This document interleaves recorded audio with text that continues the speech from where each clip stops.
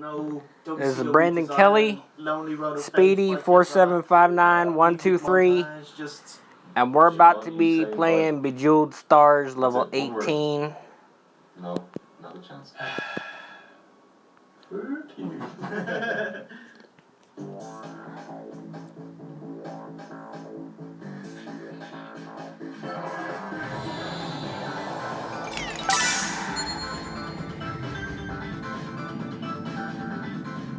Notably absent was Eric Bischoff, who stayed at home after the Fusion deal went bust. Same with Russo. If you're wondering, where were the other big name talents on Nitro? Some were written out of storyline, like Goldberg. Some had been fired, Scott Hall, Bret Hart. Some weren't used, Hogan and Buff, Luger and Bagwell. Some contracts were already up, like Hogan and Savage. And some just flat out refused to turn up, knowing they could get away with it. Kevin Nash. Yeah, it's so sad to see the last 20 minutes of WCW show end with the WWF, but it was an amazing, historic, monumental segment. It's just never to be repeated. It's probably the single most important couple of minutes of wrestling history. You know, like, it changed absolutely everything. You have no idea if go to the bad side and not for that holy shit amazing side. That said, like, the last 20 minutes, WCW would have squandered it anyway. Had another 20 minutes. Oh yeah, let's get another 4 matches here. 8 more Vince segments. We can have them walking back up. You can have Bam Bam holding loads of Mickeys. What do you think of it? Extraordinary. It was watchable. It was fine. Things that I Flair promo at the start was fucking phenomenal. It was the best thing about it. How big things were on the show mean stuff, you know, like this was an earth-shattering episode of Nitro. Dumbo and O'Hare, I thought were decent and were kind of built up to their threat run. And I thought Flair's bumping in the main event was fantastic. And despised Vince McMahon all over the show. It was fucking disgusting. Like, if you had a 3 of the segment Not only were there too many, but they were all useless. Yeah. It was just literally, I want to be on the show. Yeah. Victor to the spoils, yeah. Absolutely. And of course, Vince burying the WCW talent, the fans, and the city that they're in. Didn't enjoy the contest match that had no storytelling, despite some of the moves being very good. Me versus Bam Bam, get the fuck out. There's overall, it was watchable. There was very few things that were dreadful on it. There just wasn't that many good things. But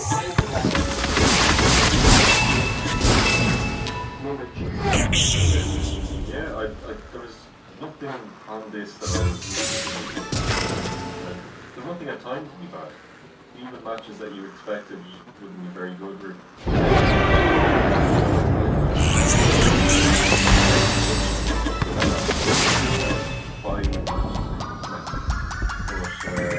Overall, absolutely. I thought it was very fair both, you know, despite having this 2-hour block, cramming in as much as you could. Young guys generally had no characters. There wasn't time or money to give WCW a proper send-off, but I thought the two WCW stalwarts, Sting and Flair, was the perfect match to end on. Like if WWF closed out with like Shawn and Taker or something. Yeah, no goodbye, no ending video. It's just cut straight to Vince and the WWF in the simulcast. I thought it felt wrong, you know?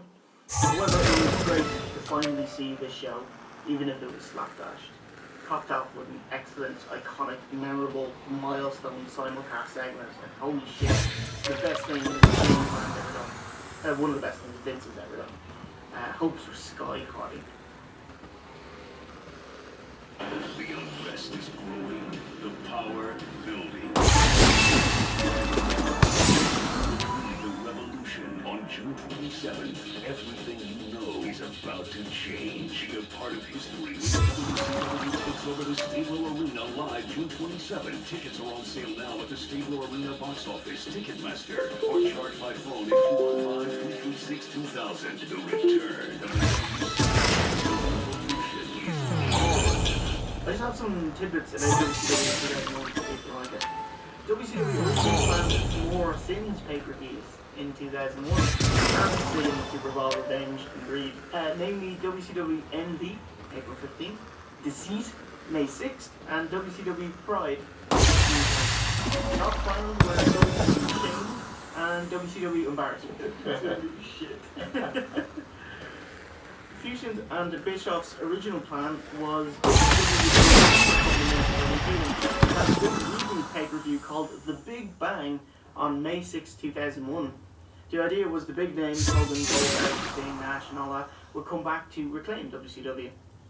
Afterwards, they'd take Nitro off the road and shoot their TV in a stationary place that had lots of tourists coming in and out, like in Vegas or Orlando. So the vision was TNA. Yeah. WCW was sold for a final sum of $2.5 million.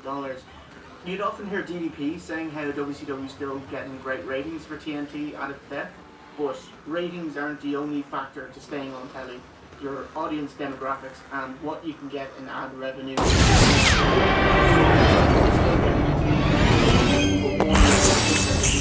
as much ad revenue for a fraction of the cost and not having to dirty their hands.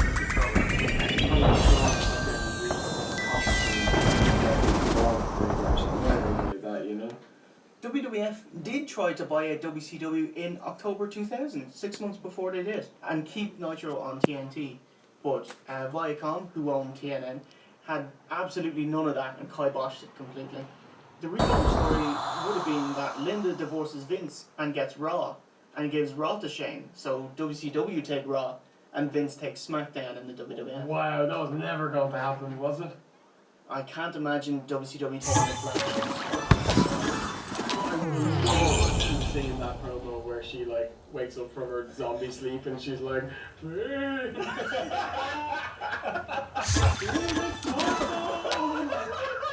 It's not a ghost. Fucking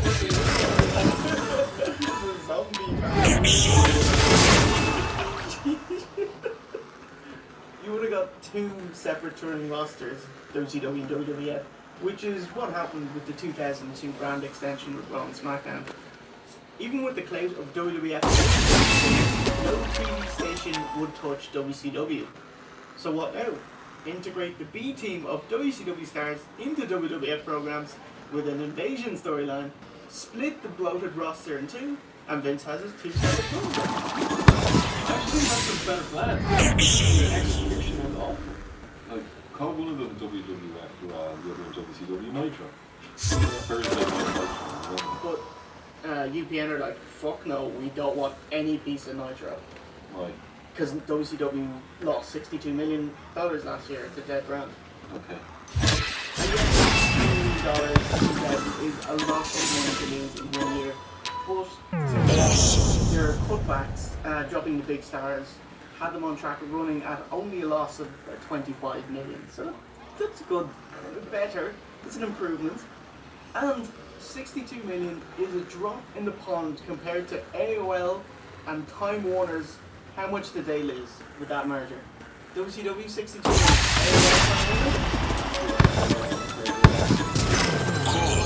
$206 billion. What? Their stock price was like $226 and it went down to 20. Yeah, it's a fucking drop in the pond, really, isn't it? Yeah, so tell and the rest is fuck off. WCW has never done anything 100th as bad as what they did. If you want to know why they were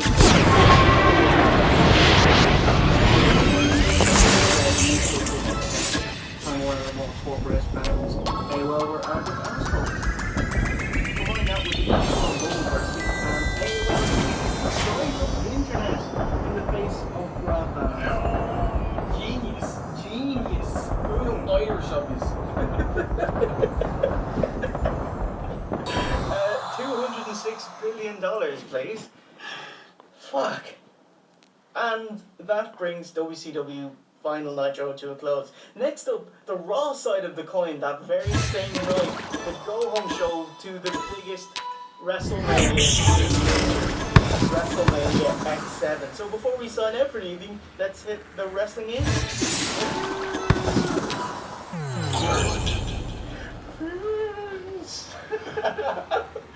That's my now segment. What is that? I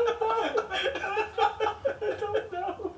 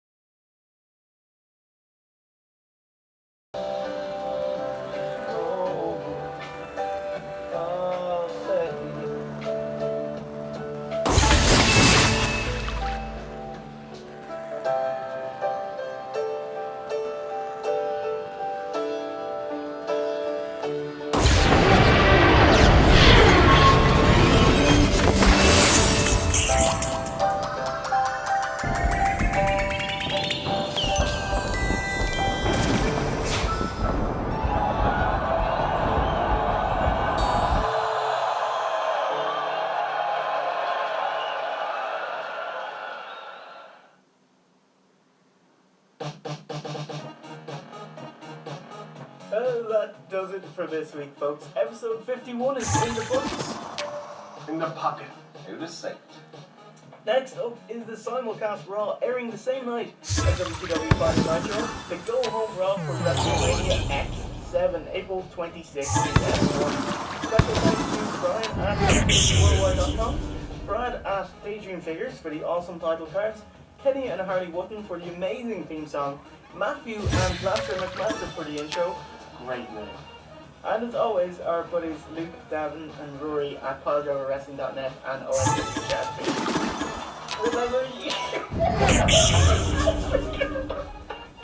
Remember, you can watch every episode free of charge and an IMAX Lever quarter-free full screen at oswwtv.com. And while you're there, why not pick up our new What Bar t-shirt at t-shirt.oswwtv.com. So it's a goodbye from all. He's genuinely cracking himself. Everyone. Oh, hell, that's hilarious. And myself, Jay Arthur. And remember, a winner is you. When you said it, Steve went like.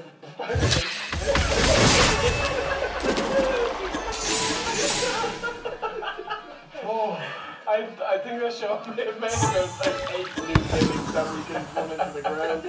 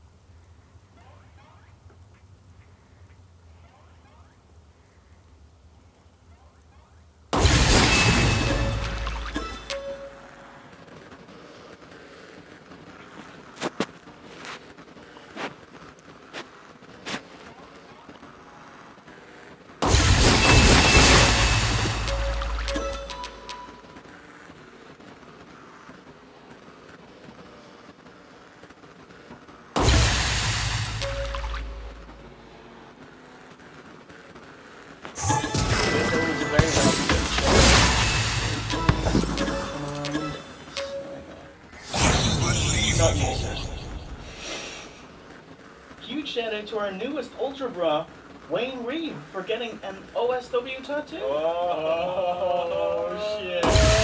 That means tattoo. We thank you all the same. Thank you very much. Anyway, like, we stopped doing tattoo for reviews ages ago, but how about we review his boys stable? Oh, excellent, excellent. Now, is he allowed to have shared boys? Yeah, you can't keep hiding. You can dip into yourself. our I want more stable. people to have hiding around. Okay, eventually. But he only wants you. I'm in his stable. Yeah. Come on. Stephanie's pet project. Yeah, Should I speak up on him? 1978 house show main event against Triple H. Oh, oh, that's right. Oh my god. That is a boy-worthy match. That is. Just like, are you a boy? Slap it down. Ooh, Tuggers. Shockmaster is because he's too over. I'll allow Tugboat, I wouldn't allow Shockmaster. Okay. What about Typhoon? Yes. Okay. He was even less popular, so more so. Ooh, the Berserker. Yes. Yeah. Right? Huss. Berserker.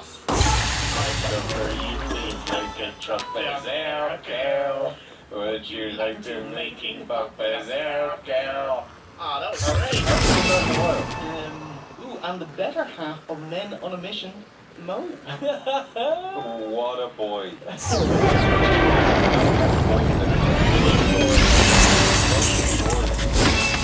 Holy shit, he's not Mabel or Austin. That is the boy. That is a new high score on Bejeweled Stars, level 18 of 394,300. Hello and welcome to OSW Review, the old school wrestling video podcast. Filmed in glorious grapple vision and encoded with blast processing, we chronologically critique wrestling storylines pay-per-view by pay-per-view. This is your host, the babyface that runs the place, Jay Hunter. Joined as ever with the mark that runs the park, Mr. Odyssey. There's the proof that I've been on iOS. That eyes the boys. Once again, this has been Brandon Kelly, Speedy 4759123. It's episode Thank you all for 61 of watching. WCW Uncensored 96, and it's coming up